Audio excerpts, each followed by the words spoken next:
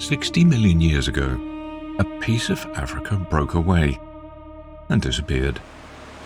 Not underwater, not destroyed, simply left behind, drifting into the Indian Ocean. And then something extraordinary happened. Nothing. For millions upon millions of years, almost nobody came here.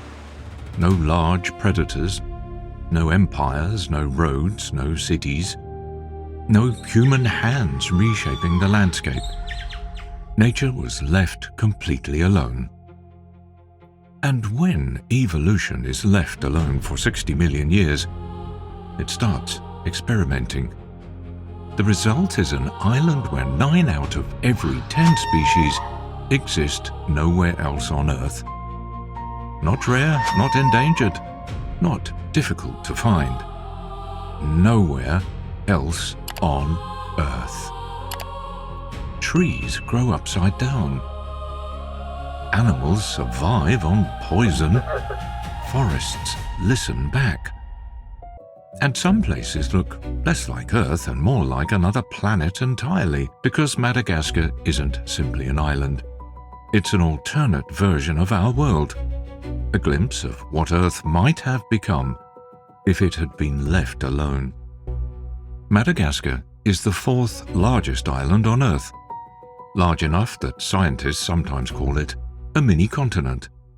And once you see it, the description makes perfect sense. Because this isn't one island, it's several worlds stitched together. Rainforests dripping with moisture, deserts filled with thorn forests, granite mountains above the clouds, limestone labyrinths sharp enough to cut skin, coral reefs, volcanoes, deep canyons, ancient rivers, and all of it exists within one coastline. And perhaps the strangest part of this story is that humans arrived surprisingly late. For hundreds of thousands of years, our species lived just across the Mozambique Channel in Africa, close enough to see Madagascar on a clear day. And yet, nobody lived there. No footprints, no fires, no villages, no voices. This enormous island remained empty, an entire world without people.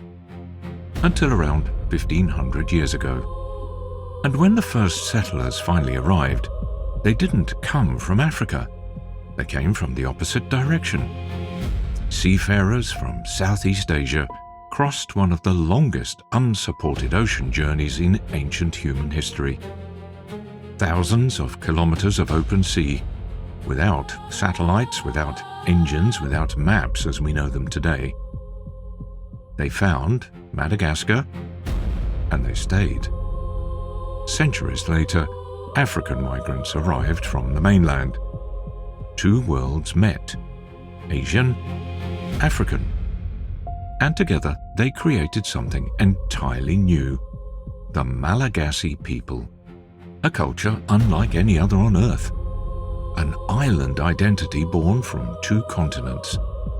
But even their remarkable story is only the newest chapter, because the real story of Madagascar began tens of millions of years before the first human ever arrived. And if you want to understand this island, you have to start with the trees, because there are trees here that remember almost everything. Somewhere in western Madagascar, there are living things that were already old when Europeans first crossed the Atlantic, old when the Mongol Empire ruled Asia, old when the first universities were being built. Some may be more than 1,000 years old. And every single one of them looks like it was planted upside down. These are Grandidier's Baobabs, the largest and most famous of Madagascar's 6 baobab species. Some reach 30 meters in height. Their trunks swell outward like giant bottles.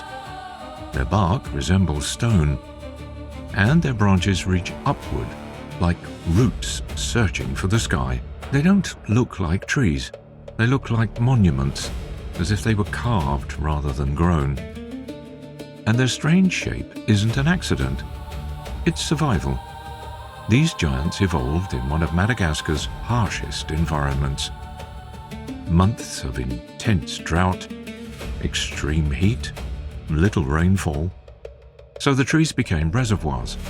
Each trunk stores enormous quantities of water, thousands of liters. A living water tower, an organism designed not simply to survive drought, but to outlast it. To the Malagasy people, the baobab has never been just a tree. It's called Renala, mother of the forest. There's an old story here. The gods gave every tree a gift. The palm received beauty, the tamarind received fruit, the baobab received strength. But the tree became proud. It complained. It demanded more. So the gods became angry. They pulled it from the earth and replanted it upside down.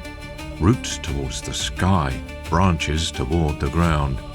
A punishment and a lesson. Legends aside, standing beneath these giants at dusk is a strange experience. You feel small, not physically, temporally. The tree beside you may have witnessed 500 harvests, 500 rainy seasons, 500 generations of human lives. Empires rose, empires vanished. Kings came and went, colonial powers arrived and departed. And through it all, the trees simply remained, watching, waiting, growing. But there's something deeply unsettling about this view, because these trees were never supposed to stand alone. Centuries ago, vast dry forests surrounded them. Today, much of that forest is gone, cleared for agriculture, burned, fragmented. The giants remain. But the world that created them is disappearing. They have survived drought, cyclones, floods, and centuries of human history. But there's one challenge they've never faced before: us. And if these ancient survivors are now vulnerable, then perhaps the entire island is. Because only a few hours away, the landscape changes completely. The trees disappear, the soil turns grey, and the ground itself becomes a weapon. A stone forest so sharp that even its name is a warning. From the air, it looks beautiful, peaceful even, like waves caught in the middle of a storm. But from the ground, this is one of the most hostile landscapes on Earth, because every surface here is sharp enough to cut you. The name isn't poetic, it's practical, it's a warning, passed from generation to generation. Do not walk here carelessly. The land itself fights back. Millions of years ago, this entire region lay beneath an ancient sea. Corals lived here, marine creatures swam here. Everything beneath your feet was once underwater. Then the earth lifted, the sea disappeared, rain arrived, and for millions of years, drop by drop, water dissolved the limestone. Not with violence, with patience, creating a maze of razor-sharp towers, canyons, crevices, natural bridges, and stone blades capable of slicing skin with a single mistake. Walking through that singi changes the way you move. Every step becomes deliberate. Every hand placement matters. Every breath slows down. Because one careless movement can draw blood. And then there are the bridges. Thin suspension bridges hanging above limestone chasms, swaying, creaking, swinging with every gust of wind. Some visitors stop in the middle, close their eyes, and simply breathe, because looking down is sometimes a mistake. And yet, the most unbelievable thing about the Singi is not that humans struggle here, it's that life thrives here. White sifakas move through the stone forest, As if gravity is optional, they leap across gaps that would terrify humans, land on ledges no wider than a hand, and disappear into the maze without hesitation. They don't see danger, because this is home. For millions of years, evolution shaped them specifically for this place. The stone forest didn't stop life, it created it. And that may be Madagascar's greatest lesson. Isolation doesn't make life weaker. Sometimes it makes it stranger, more specialized, more extraordinary. A landscape sharp enough to cut flesh became a sanctuary, a fortress, a hidden world. Because it's so difficult to cross, many species here remained isolated and survived. The Tsingy protected them, simply by being difficult. This landscape took millions of years to build. No architect, no blueprint, no witness, only rain and time. Long after our cities are gone, these stones may still stand here, sharp, silent, waiting. But Madagascar has another landscape that couldn't be more different. A place that isn't grey, it's red. A place that wasn't hidden by time, but hidden by remoteness. And when the outside world finally found it, people thought the earth itself had caught fire. In northern Madagascar, there's a place where the ground appears to be bleeding. Not metaphorically, literally. The earth here is so intensely red that at sunrise it looks illuminated from within.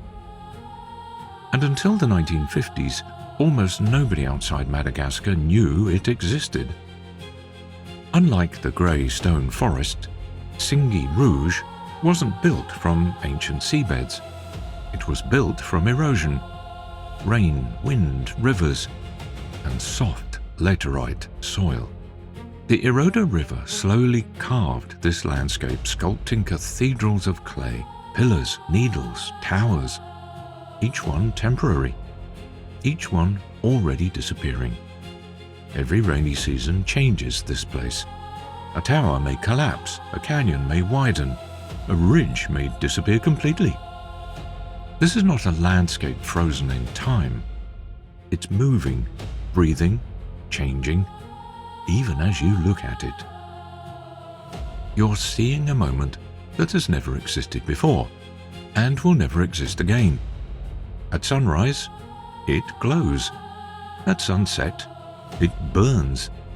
It's one of the most photogenic places in Madagascar, and one of the most fragile. Because unlike the Tsingy of limestone, these formations can disappear in a matter of years. An entire tower gone after one season of heavy rain. A canyon completely reshaped.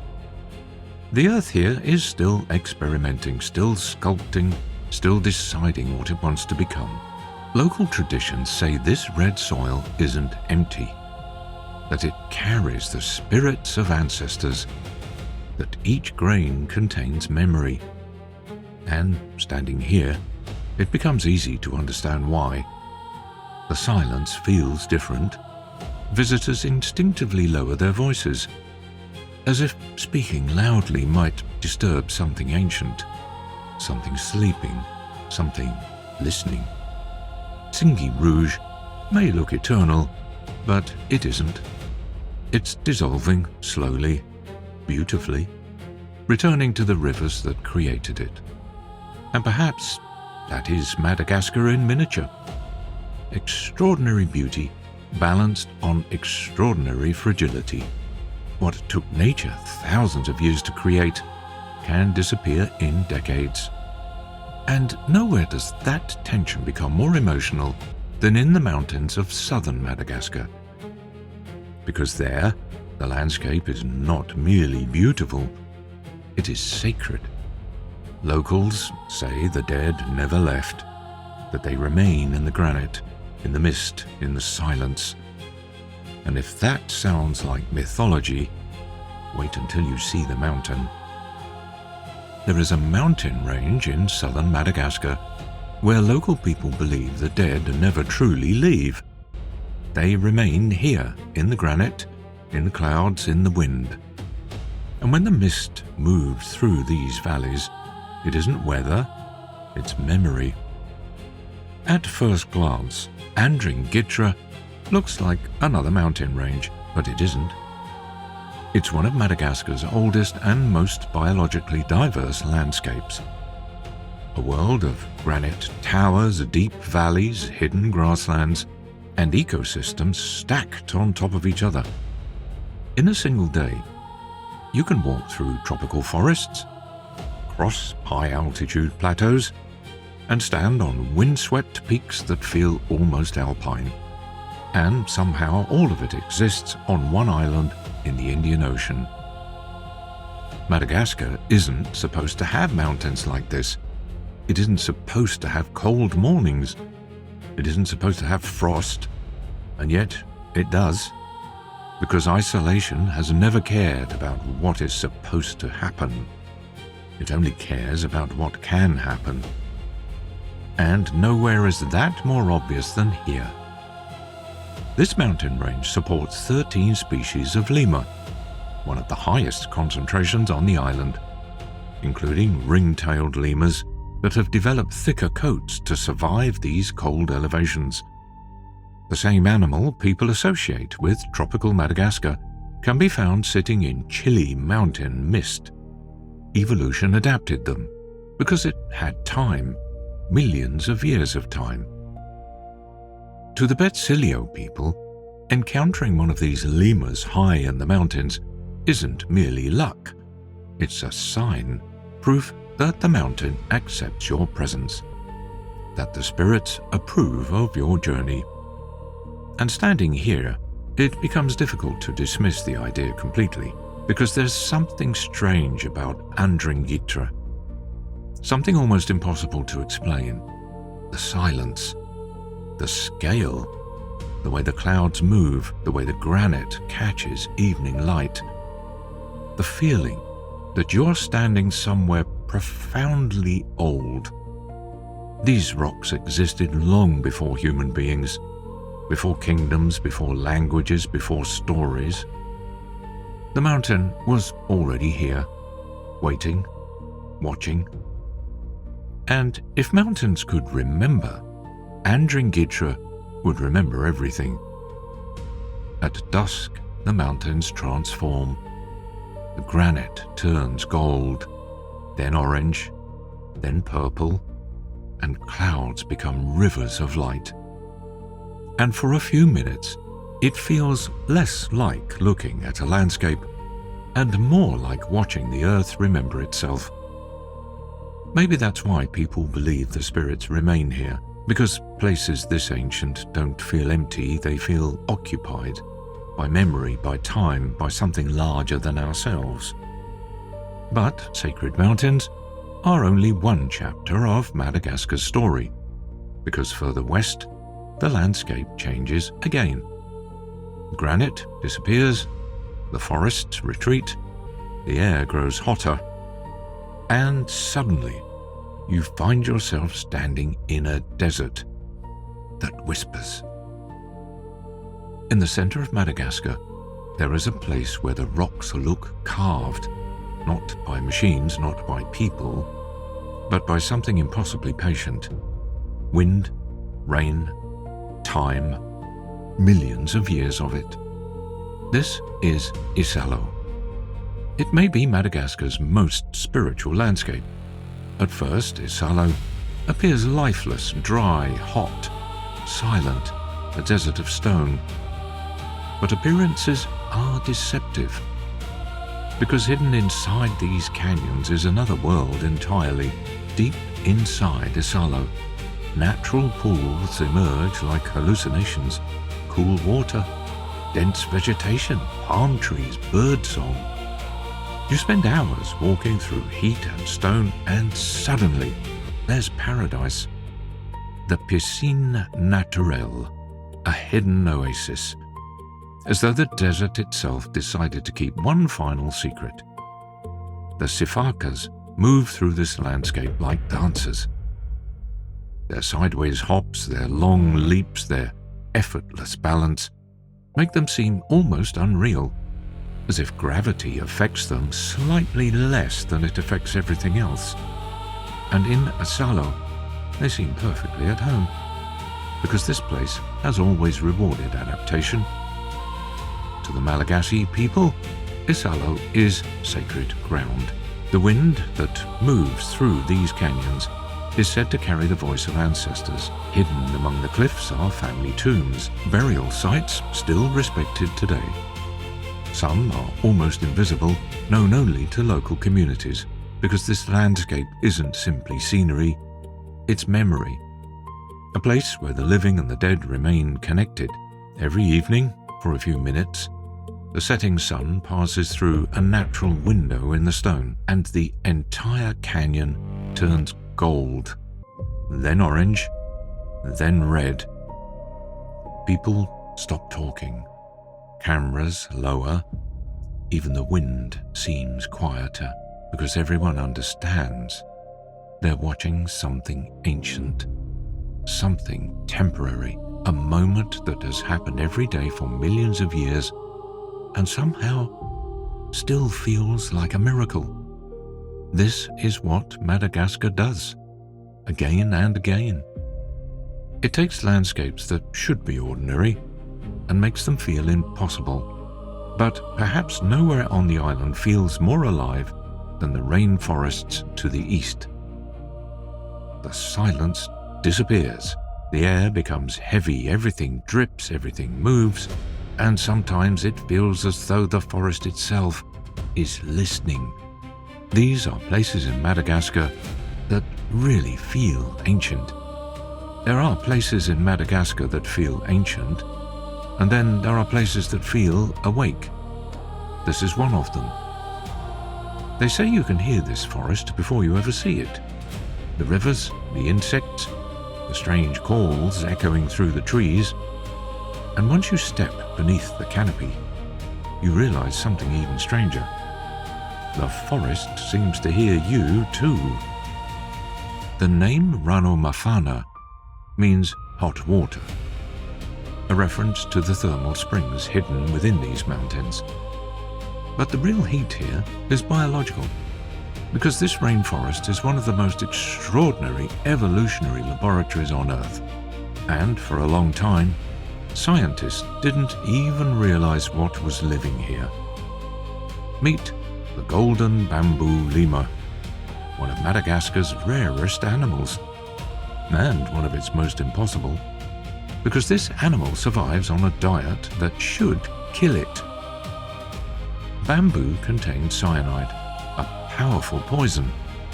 A dose that would be lethal to most mammals barely affects this creature. Every day it consumes quantities of cyanide that should be fatal, and every day it survives, because millions of years of isolation gave evolution enough time to solve a problem that seems impossible. This isn't simply adaptation, it's defiance, an animal that shouldn't exist, living in a forest that wasn't even protected until scientists realized what they'd found, and that story repeats itself throughout Madagascar. Again and again, the island reveals creatures that seem less like biology and more like imagination. Rano Mafana is home to 12 species of lemur, hundreds of birds, thousands of plants, countless insects. And every year, scientists continue discovering species that were previously unknown. Imagine that. In the 21st century, we're still finding entirely new forms of life. Not in space, not beneath the ocean, but here, in a forest. This is the comet moth, one of the largest silk moths on Earth, found only in Madagascar. Its long tails can reach 15 centimeters. Its golden wings seem painted by hand. It drifts through the rainforest like a living lantern. You don't as much look at it, but stare at it, because it doesn't seem real. And perhaps that's the defining feeling of Madagascar. Again and again you find yourself asking the same question. How did this place become so different? The answer is always the same: time, isolation, and the absence of interruption. Walking through Ranomafana, you become aware of something unusual. You stop talking. You lower your voice. You move more carefully because every sound seems amplified. Every movement feels noticed. The forest doesn't feel empty. It feels attentive, as if something is watching. Ranomafana protects some of the last remaining populations of several critically endangered species. A forest that took millions of years to create is now fighting for decades. Its future hangs on decisions made by a species that arrived only yesterday. Us. And nowhere does that reality become more emotional than a few hours north of here. Because there, a sound still echoes through the rainforest. A sound unlike anything else on Earth. And one day, it may fall silent forever. The first Europeans who heard this sound didn't know what to think. Some thought it was a whale. Others thought it was a siren. A few people believed it was something supernatural. Because this doesn't sound like an animal. It sounds like the forest itself singing.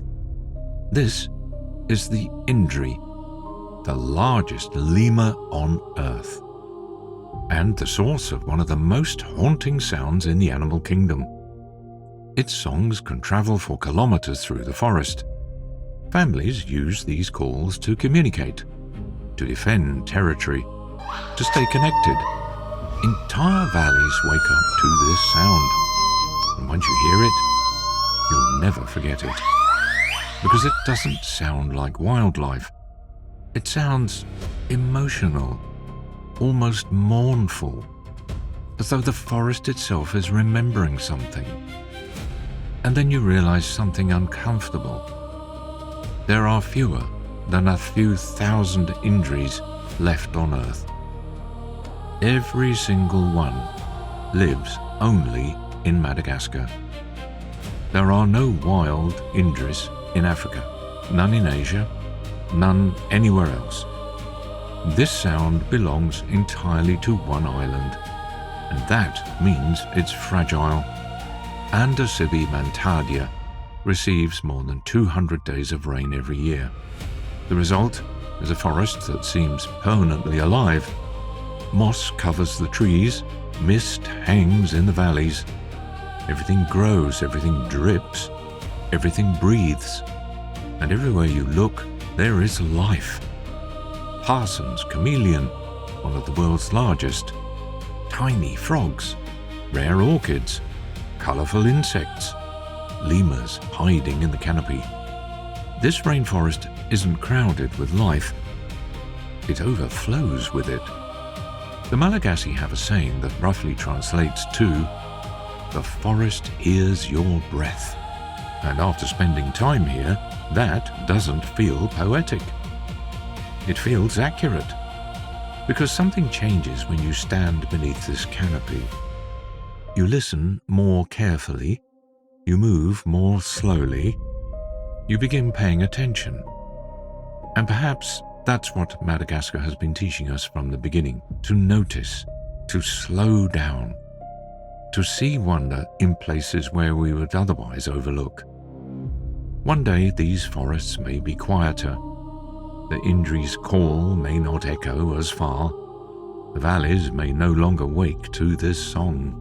And if that happens, the world will not merely lose a species. It will lose a sound, a voice, the entire chapter of Earth's evolutionary story. Because Madagascar is not simply protecting animals. It's protecting experiences that exist nowhere else.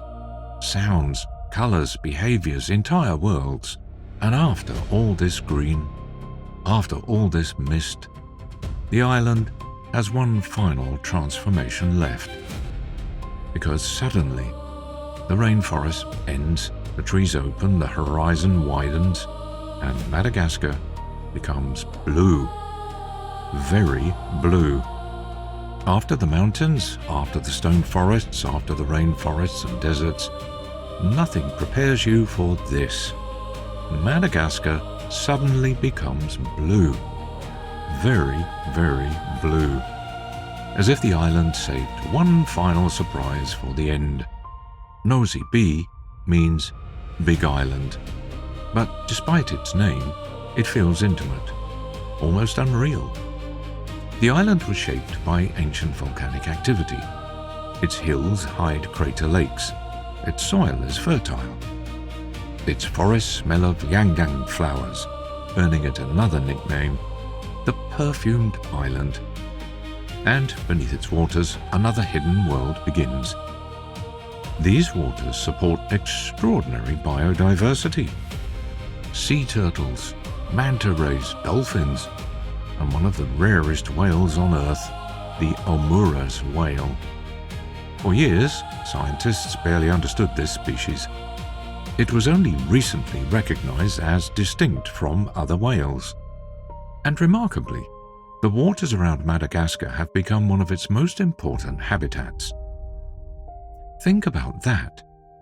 An island that spent millions of years creating strange life on land is still revealing secrets beneath the sea.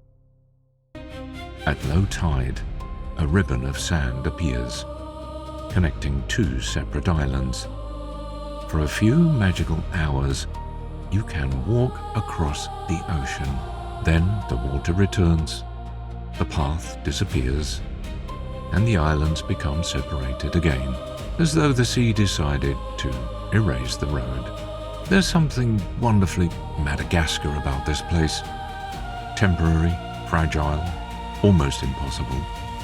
A reminder that some of the most beautiful things on Earth exist only for a moment. And that perhaps is why they feel so valuable. But even paradise is not immune. Tourism is growing, development is expanding, coastal ecosystems are under pressure, coral reefs are changing, marine habitats are becoming fragmented. And the same question we've encountered throughout this journey appears once again. Can places this extraordinary survive us? For now, the answer remains uncertain, but if Madagascar has taught us anything, it's this. Nothing here is permanent. Not the red canyons, not the disappearing sandbars, not even the forests. Everything is changing. Everything is delicate. And everything matters. And before we leave this island, there's one final place we need to visit. A city built on hills. A kingdom that once united an island. And a palace built without a single nail. From above, Antananarivo looks like a story. A city cascading down hillsides. Red roofs spilling into valleys. Ancient traditions living beside modern life. It doesn't feel engineered. It feels assembled piece by piece, generation after generation. Antananarivo, often shortened to Tana, has been Madagascar's capital for centuries. And, like the island itself, it's a place of contradictions. Colonial facades overlook rice terraces. Modern traffic moves past ancient traditions. The old and the new exist side by side. Not competing, simply coexisting. At the city's highest point stands the Rova, the ancient royal palace complex. A reminder that Madagascar was never an empty island waiting to be discovered. It had kingdoms, dynasties, its own political history, its own identity, its own story. And from here, the kings of the Merina kingdom once looked across the hills and imagined a united Madagascar. Just outside the capital stands one of Madagascar's most sacred places, the Royal Hill of Ambohimanga, a UNESCO World Heritage Site, the spiritual heart of the Merina Kingdom. Its wooden palace, built entirely without nails, still stands today, more than 2 centuries later, surrounded by sacred forests, royal tombs, ceremonial baths, places where history still feels alive. Throughout this journey, we've seen forests that listen, mountains that remember, and landscapes believed to hold ancestral spirits. Ambohimanga brings all of those ideas together. Because here, nature and history were never separated. They became one story, one identity, one memory. And perhaps that's the perfect way to end our journey, because Madagascar itself feels like memory. A memory of an older Earth, a reminder of what the world once looked like, and perhaps what parts of it could still become. We began our journey here at a row of trees that seemed to defy gravity. Since then, we've crossed stone forests sharp enough to draw blood, walked through deserts filled with hidden pools, climbed sacred mountains, entered rainforests that seemed to listen back, heard songs that echo across valleys, and walked across an ocean floor that disappears every day. None of it should, logically, exist in one place. And yet, it does. 60 million years ago, Madagascar drifted away from Africa. And in its isolation, it created something the rest of the planet simply does not have: an entire evolutionary universe contained within one island. 90% of the species here exist nowhere else on Earth, not because they were protected, not because they were designed, simply because they were left alone long enough to become entirely themselves. And for the first time in 60 million years, that isolation is ending. Deforestation, climate change, agricultural expansion, urbanization, the pressures are growing. What took millions of years to build could disappear within a single human lifetime. And yet, for now, it's all still here. The trees still grow upside down. The stone still cuts. The mountains still remember. The forest still listen. The injury still sings. The ocean still opens pathways between islands. Madagascar is still here. Still impossible, still writing itself. Madagascar is not simply a place you visit. It's a reminder of what the world can become when nature is given time, when life is allowed to experiment, and when isolation becomes creativity. It's not merely an island. It's a glimpse of another version of Earth, one that somehow survived into the present. And whether this lost world remains intact will depend on what happens next, because the greatest mystery of Madagascar is no longer its past, it's its future.